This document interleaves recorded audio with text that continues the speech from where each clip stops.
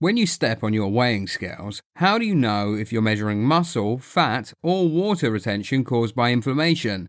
Logically, you would not have worried about what your weight was unless your weight has increased. However, a lot of people miss the fact that they may be retaining a lot of water due to inflammation, so the amount of fat they need to burn may only be part of the problem.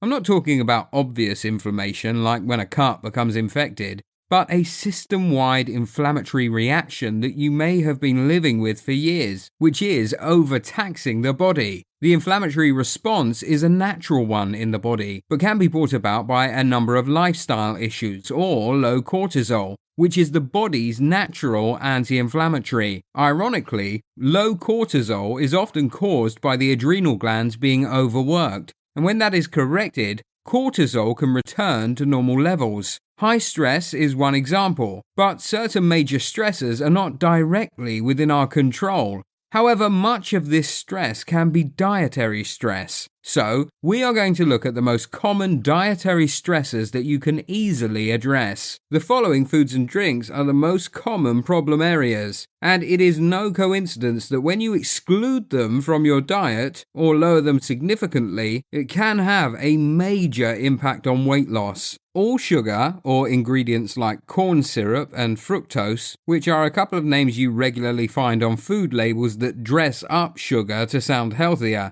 Sugars like this have a double negative effect on the body in that they cause not only inflammation, but over time can lead to insulin resistance, which we cover on other videos on this channel that we will add links to. Briefly, it is where the diet causes the cells to tune down how effective insulin is at lowering the blood sugar, and thereby cause the pancreas to produce greater and greater levels of insulin to do the same job. The negative, from a weight loss point of view, is that when you produce insulin, it stops fat burning dead in its tracks and converts all food groups to fat, which it promptly stores. So, insulin resistance can be your number one hurdle when trying to lose weight, as it effectively magnifies the insulin response. Intermittent fasting, also covered on this channel, can also assist with insulin resistance. Some other problems related to inflammation, apart from the obvious one of body pain, are mood disorders including anxiety and depression, constant fatigue and insomnia. The logical problem with this is that one is less likely to exercise. Plus, you need quality sleep to produce human growth hormone, the fat-burning hormone that also assists building lean muscle. Frequent infections. This is because the body can also make itself cortisol resistant to deal with the excess cortisol it is producing, so it magnifies the problem. Digestive issues like acid reflux, diarrhea, and constipation. Diabetes and dementia is often seen in patients that have chronic inflammation over long periods of time. Belly fat. If you hold your fat around your belly, that can be a sign that you are overproducing cortisol, and belly fat can be lowered by dealing with the dietary stressor.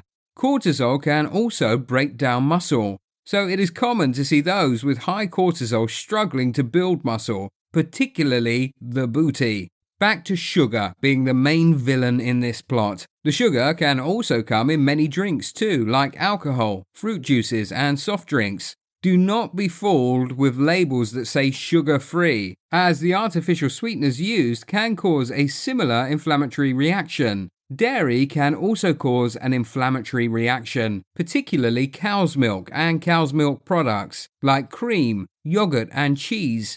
The beta-casein A in cow's milk has been shown to cause an inflammatory response in many people and can be replaced easily with goat's or sheep's dairy products or soya and nut milks, noting that one can also be allergic to nuts. Wheat products and refined foods containing them can have a double negative effect too.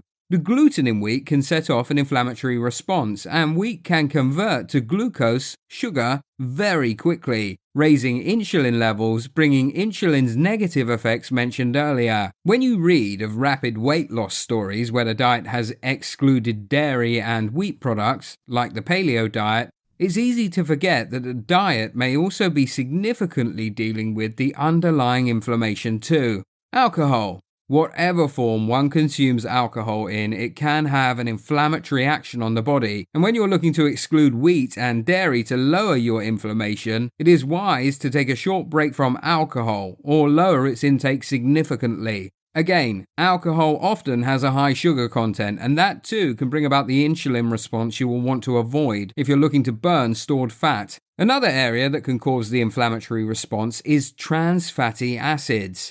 Put simple, oils can go rancid very quickly, so the food industry has come up with techniques like hydrogenation to prolong shelf life. Reading food labels looking for words like hydrogenated can be one way to counter this. You will find cakes and pastry tend to contain these oils, but a more practical approach is to only buy fresh whole foods and avoid highly processed foods that have a long shelf life. You should look to use olive oil or coconut oils when cooking, and have the anti-inflammatory omega-3 oil introduced into your diet via fatty fish like salmon, herrings, and mackerel. Hopefully, your weight loss journey will be an easier one now that you understand the importance of inflammation in that journey. So, please subscribe to this channel below, as we will regularly bring you tips and tricks to help you sculpt a body that you can be proud of.